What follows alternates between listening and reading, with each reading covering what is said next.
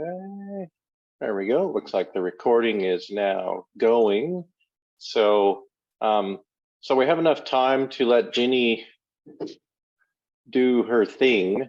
I will go ahead and just introduce Ginny Williams. Ginny is an instructional designer from the Foster School and has been tinkering with the exportable analytics from FeedbackFruits activities. And as I have found, there's some really nice information in there.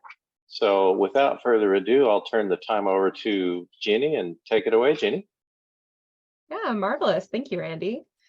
So for anyone who's not familiar with our specific use cases, we have a handful of instructors over at the Foster School of Business, including in the hybrid MBA program that I've mostly been working with, who have been trying out both the peer review tool and then more recently have gotten a few jump in with the group member evaluation. And so we just wrapped up one of the activities with a group member evaluation tool and was playing around in there and looking at some of the data that we were able to get out of it. So just wanted to share that out. So I'm going to start just first giving a little bit of background here in the actual course. There we are. Everyone's able to see my screen, I hope. Yep, I see nodding heads. Wonderful. So this is a 5-module, approximately 5-week elective course, and has 61 students in it, and it is pretty heavily group-based. So just quickly looking through, you can see there are a number of assignments that say group at the end of them. And students have the opportunity at the very beginning of the course during the first week or so to actually self-select their groups, and they stay with the same group throughout this course. So to help determine the effectiveness of that group work, we decided to add in a group participation evaluation, especially after hearing from a couple of students that they were struggling with some of their group members with communication, things like that. So we went through and we added in our tool. And I shared in the team's community of practice area what sort of our setup was and what our instructions were. But going over to here, pretty simple little instructions. We ended up doing 7 criteria fields using the scale ratings. And this is a scale of 1 to 5 each for those. And then the option to still include additional comments. At the very end, there was a kind of more required open-ended comment. The FeedbackFruits tool, when going through and setting up the group member evaluations, it often kind of puts that option for an open-ended comment at the very beginning as a potential required feature. I chose to put it at the end and focus it in more about encouraging growth and feedback in our criteria. So I'm just gonna, oops, and it's kicking me out. Rude. It knows I'm presenting. So we'll try and open it back up here.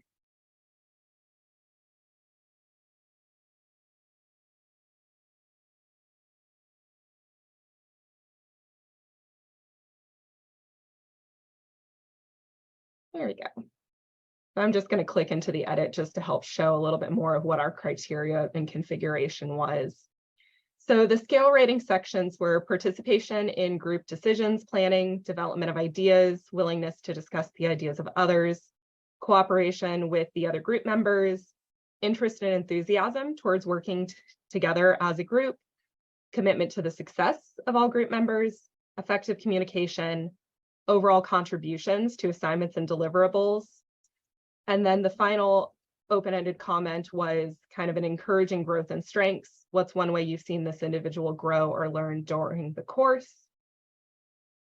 And we set it up so that the information was anonymized within the groups, but it was required everyone goes through and reviews everyone who is in their group, and we would still be able to see who said what, but they wouldn't necessarily know the name of the group mate who provided that feedback. And then we also turned on the requirement of a self-evaluation. So that's just to give a little bit of information about the requirements within here. So after running the activity, we're now able to see the overall student progress, export analytics. One thing that the faculty member and I found slightly misleading, and the faculty member was a little concerned by, was this initial number that shows up at the top. 15 of 61 students have completed this. And I was able to explain, this means completion includes that the students have come back in and also read all of the feedback that they were provided. And I see Randy laughing, so I'm sure that this is like a stress point, scary thing for a number of people. Once I explained that, the faculty member was a lot more comfortable. And it was able to show, if you also expand the statistics per active students and per assignment group, you're able to see more of where each group kind of fell and where they kind of stopped. So did everyone in the group read all of the instructions, finish the self-assessment, finish providing feedback, how many comments were entered, and whether or not they read feedback. And so seeing this here, you can see a little bit more of, okay, of all of the comments and criteria and assessment pieces that were provided, all right, X number were actually read versus not. So there are some nice just data points directly within the interface that we were able to see and go through. And similar for looking under the given reviews and the received reviews. And we did note, not everyone did technically completely finish, even if you don't count the reading of it. There were a handful of students that started it but didn't finish. I think we noted 3 students of the 61 who started and at least, I think, like finished the self-assessment but didn't finish the peer assessments. And then we had 1 or 2 who didn't participate at all, unfortunately. But still, overall, some really great information we were able to gather in terms of percentage of the students in the course. So one thing I really liked was right up here, front and center, the ability to export our analytics. And I'm going to change now my screen share to look at that. Let me get over to the first screen on it though. There we go.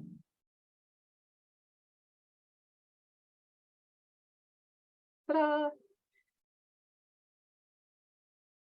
So I really appreciated how organized this data was from the beginning. It has tabs for different information gathered from this. And it even reminded me things like exactly when it was downloaded on, which if I go through and I'm re-downloading it as students finish it, or if I gave an extension and came back, this helps me so much with versioning and knowing what I'm looking at.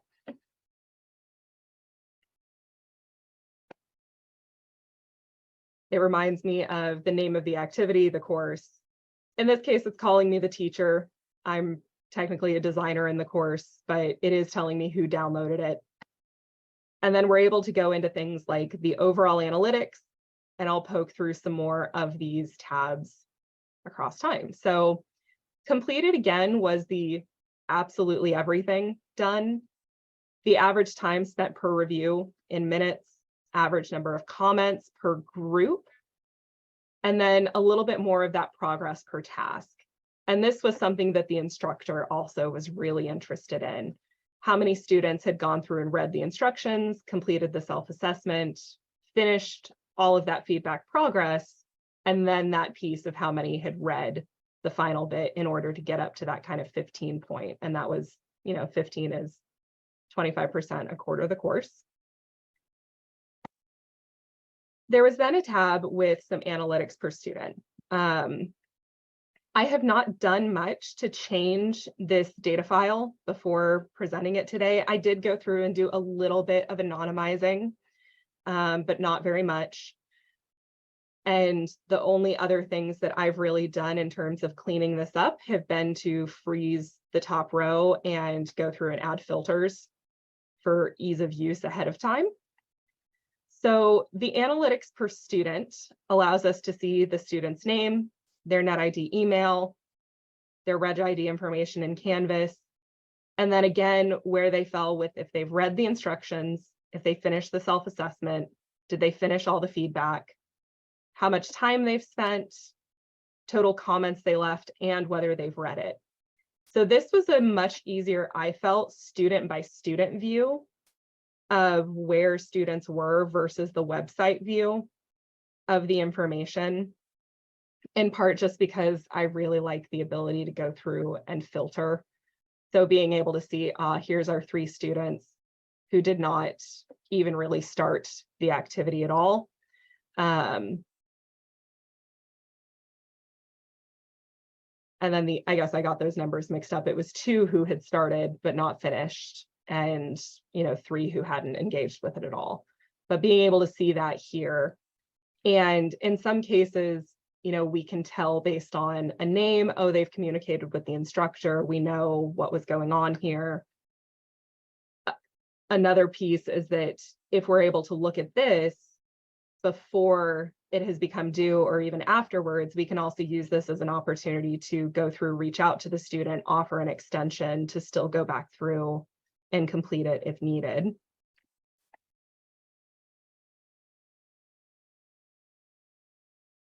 And you're able to go through and see more about the total time spent in review, where some of those averages are coming from, how many of those comments are being left. Our record holder was Nicole, surname 37, who spent almost 2 hours working on this. More common was under an hour. And I was pretty pleased to see that a lot of students spent at least, like 10 to 30 minutes or so on it. Any questions of the view at this point? Nope. Okay. So from there, looking into the allocations, this gives us a little bit more in-depth information about the student and then who they've reviewed. And so I did find that some of the names of these columns can be a little bit confusing at first. So, but it really was, this is the reviewer and this is kind of the reviewee, thinking of it that way. And when I initially started playing with it on my own, I did start going through and hiding a few columns to look more, but you are able to see some submissions. Yes, things were required.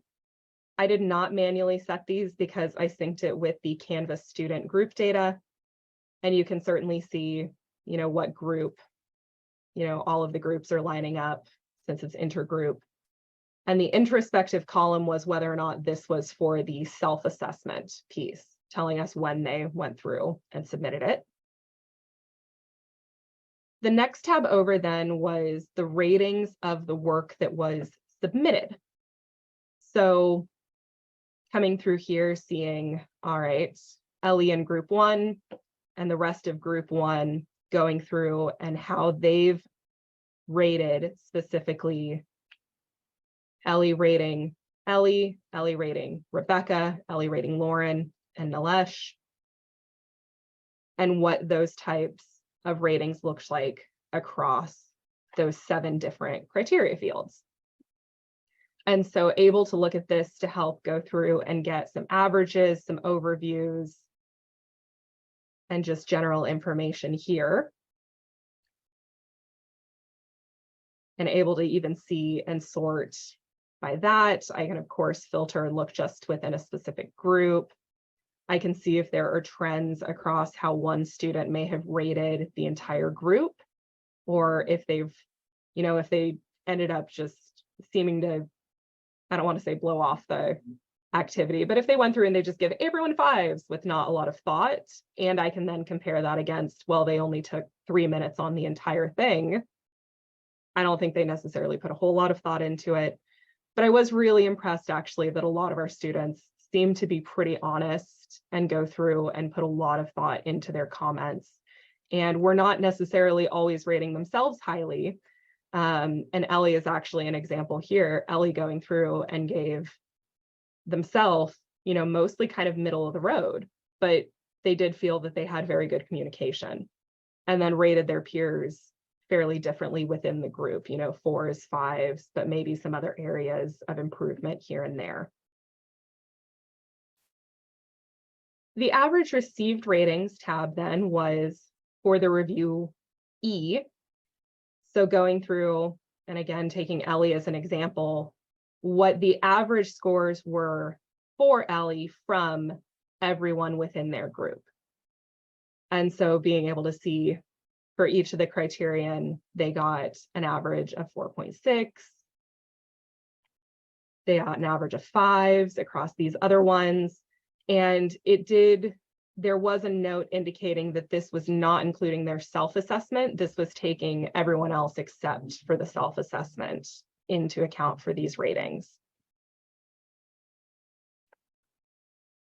And then the final tab that they provided was one just for, which was titled reviews, but really this is for any of the open-ended comments. And so this included all of the open-ended comments for that required comment field on encouraging growth, but also included all of the comments for any of the optional ones that someone attached to different criteria. And I found this really interesting in part just to see how many students actually decided to add on those optional comments. And then I was also able to look through and just get a better feel for, on kind of a student by student basis, what kind of comments were they receiving? Was it an overall, really positive? Were there areas of growth that we could help address, or anything like that? So if I scroll kind of up here, so we have, again, the student submitter, the recipient, and then it had the title of the field. So the encouraging growth and strengths was that required one, but then it also had the name of other criterion if they chose to put it in, and you were able to go through and read any of those comments being given to them. And these were just really, really sweet. I loved reading these. Most of them were so incredibly positive. And some really good information on trying to help students find their strengths and see some continued growth options. One thing that I had forgotten about until looking at this data was that FeedbackFruits has an optional little button when submitting comments to one another, where students can say whether or not their comment is a suggestion or a compliment. And it's not required to click either of it, but if students do, that still shows up under this kind field. And so able to see through here, all right, we've got some suggestions, we've got some compliments. And I feel like if we encouraged more students to use that, we would have seen higher, number of these. But it was just neat to know that that was captured in a way that I could filter and also help support. Also, there is a blurry dog on my shoulder who says hello. She also likes data. So one of the things I mentioned was the ability to look through and see more of the optional comment fields. And so using that criterion column to help just filter with those, to look at them so that I could see by criteria what were there specific things that students were really calling out and versus others. And since this is alphabetic, most of them are going to be the encouraging growth and strengths. And the most common one, aside from the required field, was the participation in group decisions, was the most likely one to get an additional comment. This also happened to be the first criteria, though, listed among the scale ratings, which might skew that a little bit. But then also overall contributions to assignments and deliverables was the last one. And so, but I think this is also one that students tend to have a lot of opinions about and might really want the opportunity to provide extra feedback. So those are all of the different tabs, and kind of just a quick little overview of some of the data that can be gathered and taken out from here. What questions or comments, anything that has surprised you or delighted you?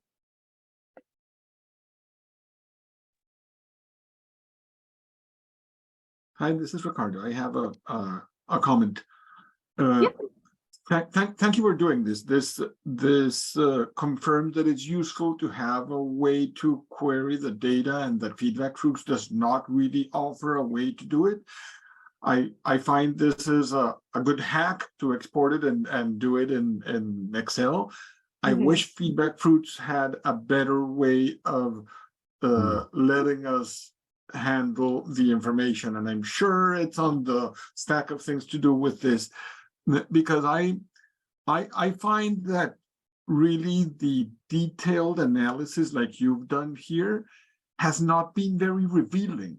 And what to me, I mean, as an instructor, there might be a couple of nice jewels here and there, but for the most part, what I'm finding is that the fact that we're offering students a way to offer feedback on each other's work is in itself a huge gain. And it allows them to get it off their chest, to express it. And for the most part, it's very positive comments. And there's a few, well, there was this person who didn't do anything or never showed up. But overall, I'm very surprised by the very positive tone and very supportive tone, which I think is what you're finding here. I'm kind of reassured by seeing that in a completely different setting. So I think that the major contribution is that we're offering an avenue for students to express their satisfaction or insatisfaction. And I think really to make use of the little nuance in what they're offering,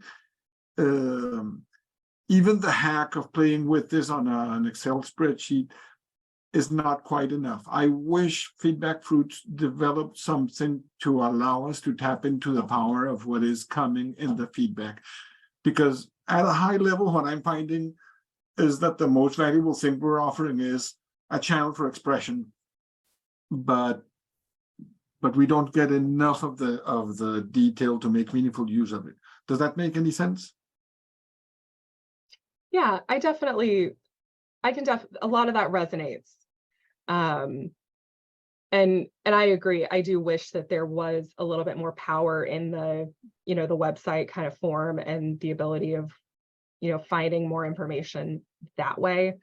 This does feel a little bit like a hack. And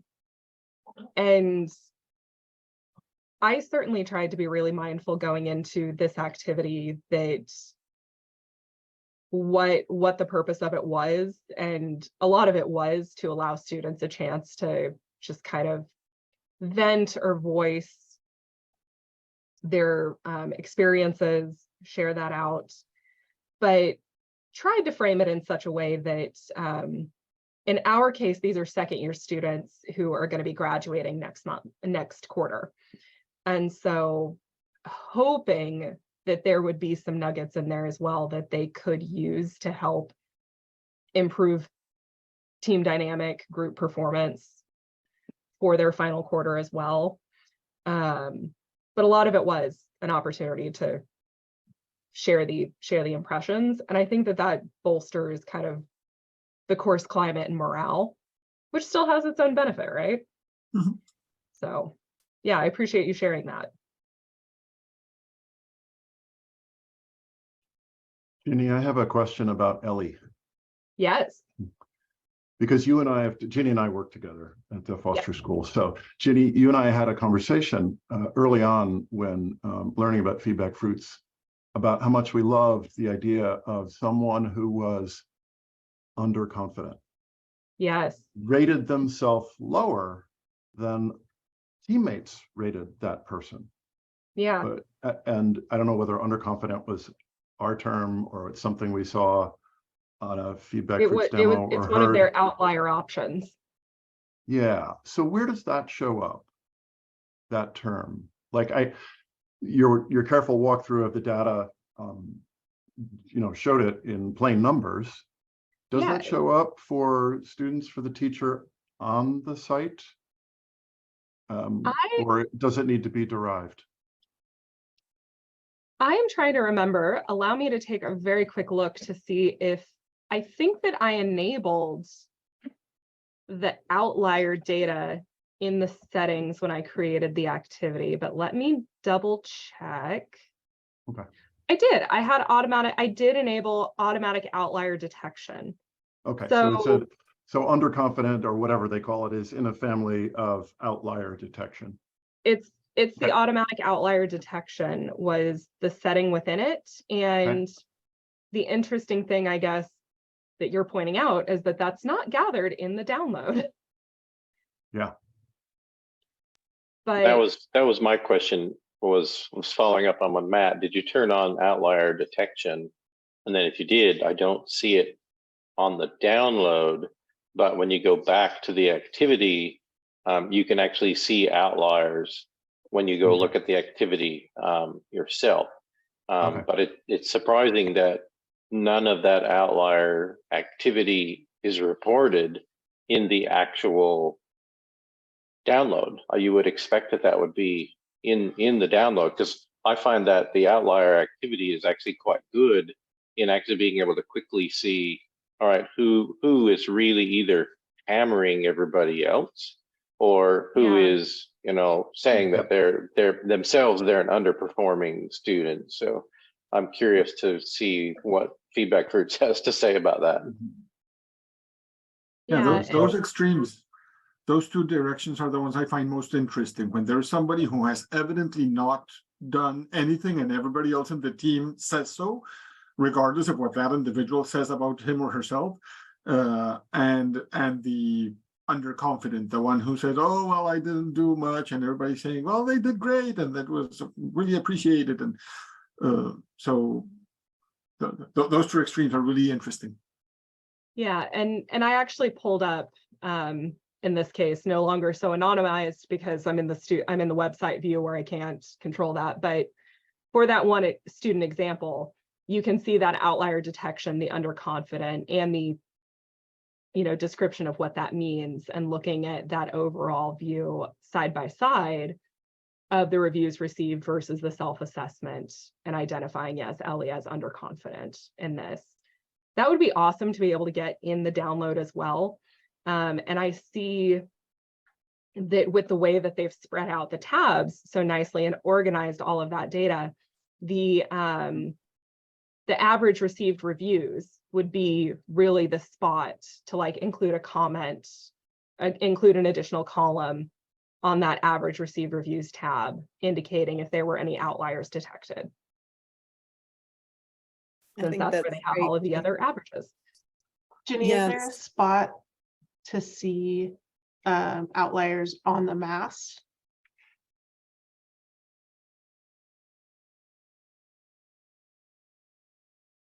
In mass, you mean in terms of the overall course?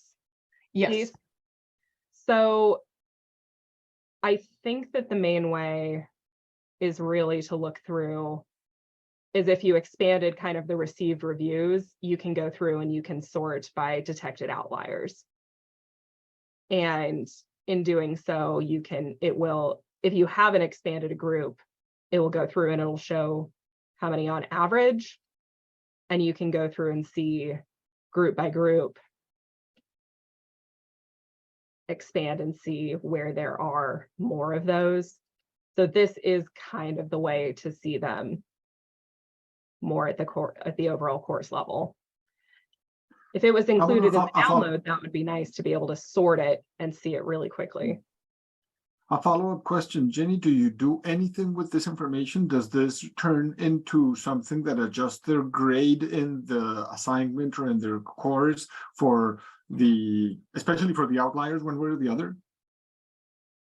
Yeah, so we have not made any decisions in terms of like the outliers on that influencing anything with their grade. We did indicate to students that the feedback that they provided in here could be used to influence their grade in some ways, particularly if there were students who we received reports who totally dominated their group, or students who really completely under participated in their group.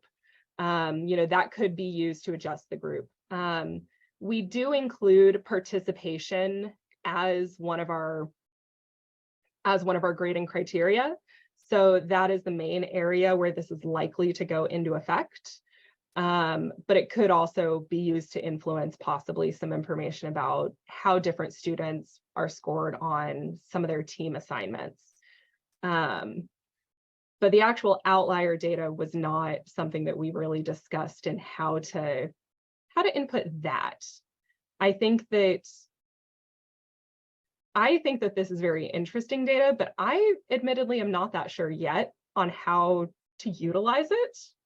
So I would love to hear if folks in here have ideas or thoughts on how to actually make use of the outlier info. Ginny, as I was thinking about it, since the groups are assigned for the entire length of the course, Yeah. You could do a number of these quickly, starting at the beginning of the quarter, after the first week or two, do a mid-quarter, and then a final evaluation at the end. And in that situation, with that longitudinal outlook, you could look at that outlier information, and if a student is consistently, putting themselves down as being underconfident, you could reach out to that individual student and have a conversation about, why do they feel like they're never doing good work, and try and boost their thoughts about themselves, and then just kind of see how things change over the course of the quarter. I know it's more work to set that up. Hopefully they're looking at what they're going to call like a chained activity, where everything would just kind of flow through from one activity to the next to the next. All the settings are the same, all the reviewers and reviewees are the same.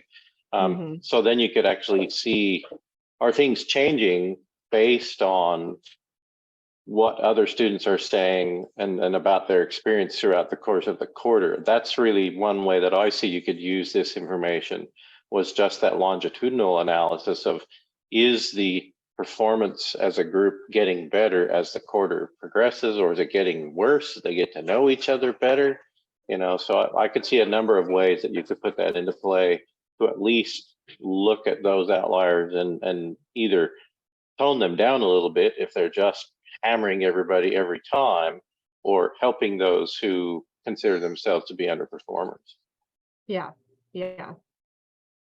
Yeah, I would agree here with Randy, where it seems like if you have the opportunity to do the group participation evaluation multiple times, then you have the opportunity to possibly intervene and improve their performance, whatever they're doing, whatever outlier problem might be existing. But it's so interesting too, just looking at what you were able to download, what insights you gain about this area of the class that you wouldn't have access to otherwise. Like now you have some sense of how these groups operated, where you just don't have those insights without asking. And that was really neat to see. Thanks for sharing that, Jenny. I appreciate it. Yeah, really happy to. Matt Houston has also been working with another faculty member who was planning to implement group member evaluation in another of their courses, and we we definitely shared back and forth a little bit about the instruction field. And that other faculty member, I think, is using more of the rubric structure. And then we went with scale rating for this one. But one of the things I really, really loved that I borrowed from that other course was this like final sentence was something that they had put in. And you know, this really is about letting us know more about the group dynamics, and it can help us think about or rethink how we're asking students to do group work. And so I'm really excited to be able to see more and more about how groups are operating, because it could help tell us things like, oh, should we give an opportunity to change up what groups you work with partway through? Should we maybe make fewer of these assignments entirely group-based? Or should we make more of them group-based? I think there's just a lot of potential that information that we're able to gather out of this to help us think about how we're setting up courses and different activities. And since I was mentioning earlier on, possibly before the recording got started even, so many of the MBA programs are very heavily team-based. We have chatted a little bit at kind of a more program level of opportunities for using tools like this across time in sort of longitudinal, maybe not every single quarter, but possibly like a couple quarters out of a year to provide additional check-in points. And I see a lot of power for that. And then also things for like, you know, spin-off electives where they're just working with a separate group for one quarter and then it ends. And the ability to, the faculty member in this case for this specific activity had mentioned that, oh, this saves him from having to send out an announcement and say, hey, if you have specific comments about, you know, your group's teamwork, please send me a separate email, and then him having to go find those and then sort through that information. At least here, he can just kind of, you know, scan it all at once. And the course is also an analytics course. So he was very excited to see the organizing of the data, making it extra easy on him. And Ginny, another thing that my team has been talking about, and I actually put a post in the Teams channel a couple of weeks ago, in using one of the other feedback tools that they provide, you could actually create an overall group dynamics activity where you're not evaluating the individual participants in the group. You set up your rubric or your rating scale or whatever you want to do, so that is more about what is the group dynamic happening right now for the entire group. So it's about an assessment of how are we working together as a team, rather than identifying individual students. So a different angle on that. And you know, one of my team members is looking at what does that kind of rubric look like if you're going to look at just the group dynamics as an overall thing rather than individual dynamics. And it was good to see that we could actually use one of the other tools to make that happen, which also, to me, being a former music teacher, I was going to say, this is the one about like performance. Performances and like yes, specific activity as like a whole group. That was like the performance thing. That was the one you had mentioned in Teams, right? Yeah. Yep.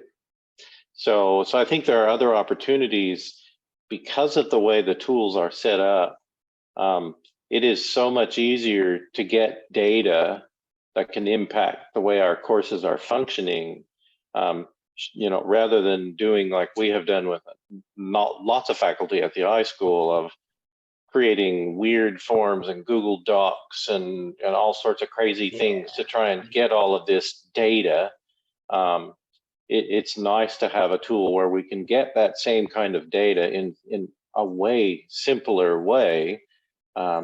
using the FeedbackFruits tool. Because I think, Ricardo, we've worked with you on a number of things on how do you get all of this data and what weird workflow do you put together to make this happen? And that's a huge amount of effort to try and get the data that we're getting out of FeedbackFruits. It's such a welcome addition, FeedbackFruits. Absolutely. You know, I wanted to respond to a long ago Ginny question about outliers and also pick up on the thread of longitudinal use that Randy introduced. And I just want to say, I think FeedbackFruits over time can be a really powerful tool, not to end this, but to kick off student reflection. Yeah. So I was talking to a faculty member yesterday. It's actually the faculty member that Ginny alluded to, who's used this in one of Rachel's courses this quarter, used GME in the TMMBA, and he's going to use it in the spring with us in his decision modeling course. It's a first year course, a third quarter. We run fall, winter, spring. This faculty member next year, we have an interesting opportunity. He teaches in the fall, probability and statistics, and then in the spring, he teaches this decision modeling course. And he and I, sort of brainstormed yesterday, hey, why not next year do a GME somewhere near the end of the course for the probability and statistics students. The key here is first year students.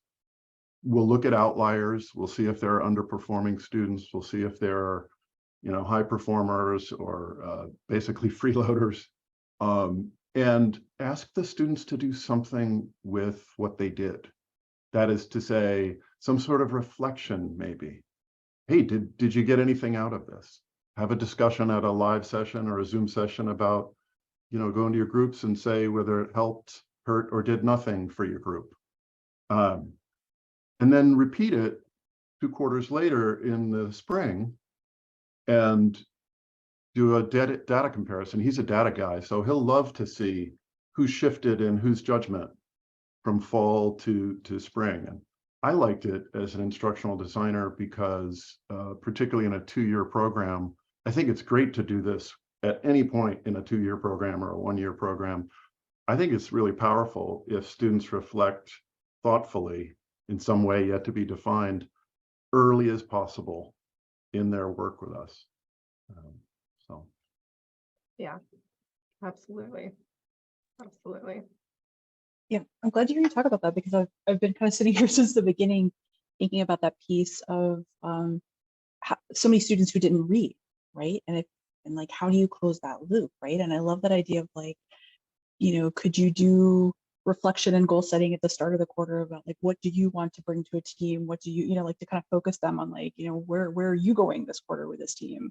And then that reflection at the end to kind of have to bring them back and get that reading done, right? Because that just feels like such a missed opportunity, but something I would have never thought of until I saw that metric, right? And then you're like, oh yeah, how do you tie that into, if you are just trying to kind of keep it succinct, how do you at least even tie that into the assignment prompt itself, that is still a part of the assignment, right? So yeah, that's cool to hear that you're already kind of like making plans for next year on that front. And that's such a big opportunity of how to account for that, right? And make that part of the whole.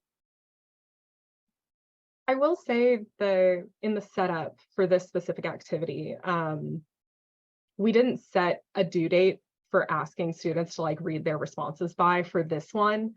And so I don't know because I just haven't tried it yet, how that would improve that read rate. I would assume it would boost it. But this activity ended, originally was supposed to end on Monday the 20th, and I ended up extending it for some students until the 22nd. So it's been over for about a week. And as of last Thursday, I think only about like 7 or 8% had read their responses. And so it did go up quite a bit this week. And I think it'll be interesting to see if I go back and I look at this again at the end of the real end of the academic quarter, what that percentage is going to look like then. But yeah, I love the idea of that would actually also encourage them to actually go through and read it and use it, maybe, is if there's opportunities to re-engage with it over time, and that just reinforces it as a reflective opportunity. On a different note, and I don't remember if both the peer review and the GME have this as an option in the settings, but there is the option to allow students to say how effective were the responses that the other students gave them. So they can review the reviewers, and it's basically about, really only about, I found this helpful or not. And then you could have a comment field available to them on that one that said, this is why I found this helpful. And that may be another option to kind of look at. Yes, I found your information helpful in either helping me improve a document I'm working on, or found it helpful in understanding some of my own behaviors inside of that group activity. So I think that's another piece that not many people have turned on yet, but that could be one that pedagogically, if you really think about what do you want to do with that, you could even glean more information, but that information is more based around how does the student improve based on what they're hearing from their peers, and having them actually do that self-evaluation of, okay, you told me I didn't do really good at this. Is that true or not in my own mind? And then if I believe that that was helpful, what can I do and build a map of how I'm going to move forward to change my behaviors? So I think there's a couple of different ways we could use that. And then we could ask, what did you think of the results of the question about what did you think about the results of the question? See where that takes us. But no, I wanted to I wanted to mention something really interesting that I learned from students in the fall quarter, and that is I had a group of neurodiverse students who got very engaged and gave me some really valuable insight and feedback throughout the course and in the end as well. I don't know how much of that Randy has shared beyond this group, if you've seen any of that or not. But one of the things that I was really interested in their comments was that it was especially hard for them to read feedback that was not anonymous. So the issue of the anonymity was not of whether you will write feedback anonymously or not, but that for them, it was harder to interpret feedback that was not anonymous, that they would have preferred to read anonymized feedback, which I thought was really interesting in trying to get into their brains, literally, into how things work, because how they interpret the feedback from others was really important, but for them, they insisted that it would have been better if it was anonymous feedback.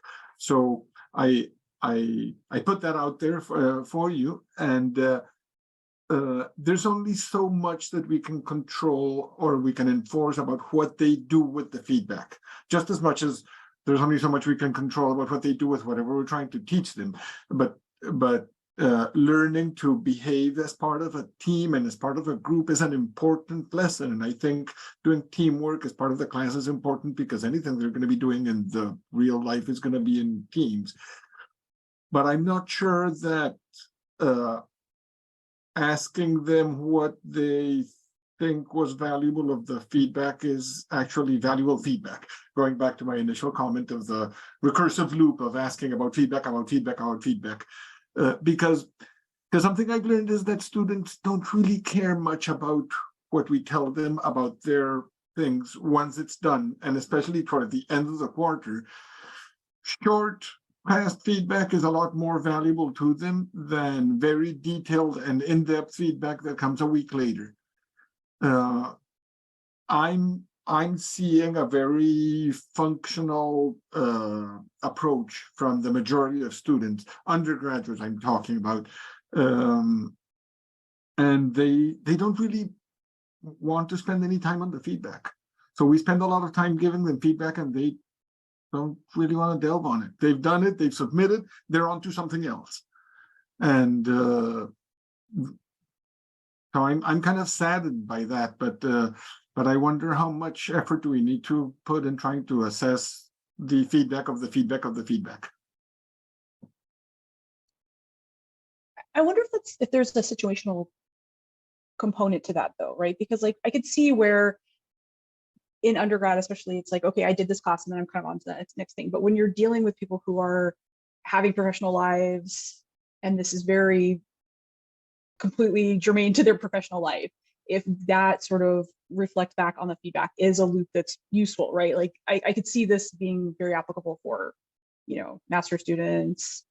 I don't know. I wonder if there's a difference to that extra loop depending on what the program is like or the class is like, right? Yes, with graduate students, yes, by all means. I remember reading in the comments in the intake form for the pilot how some instructors felt like one of the things to get right about a tool for peer review in particular was helping students learn from that peer review.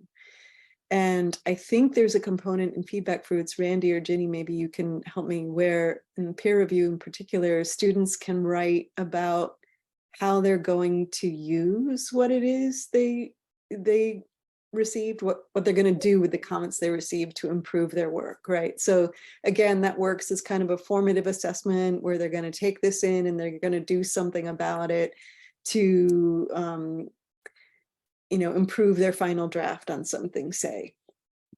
So it's not quite the, hey, here's what I got from the feedback. I'm going to rate the feedback I received, but here's what I'm going to do from the feedback I received. I'm going to learn to evaluate it for what I can take from it and use to make my work better, which I thought was a really interesting component. I hadn't seen that in other tools. And I think, that self-assessment piece, we often leave out when we think about what's going on. And I think the more we can get students to reflect on their own work and their own behaviors in a GME, the more we can actually change behaviors, change workflows, those kinds of things. So I think it's really good to do those reflection pieces, but pedagogically, we have to make sure that the students understand why we are doing what we're doing. And we have to be really clear on that there is a reason, there's a purpose that we're doing this stuff.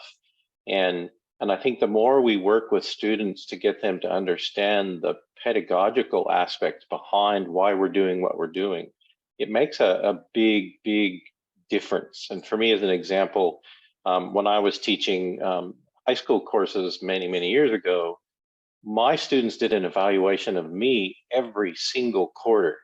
And I told them, you're going to evaluate me every quarter. It's going to be a quick and easy thing, but here's what's going to happen.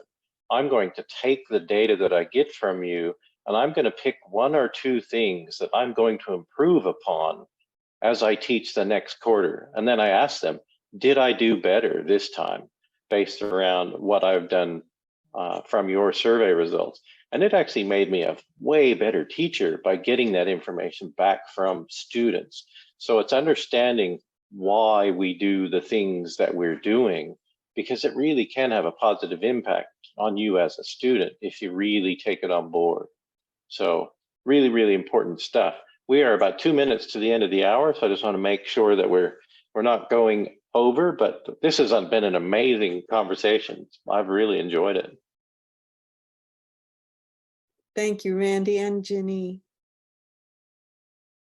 Yeah, my pleasure. Thanks, Randy, for inviting me to chat about it.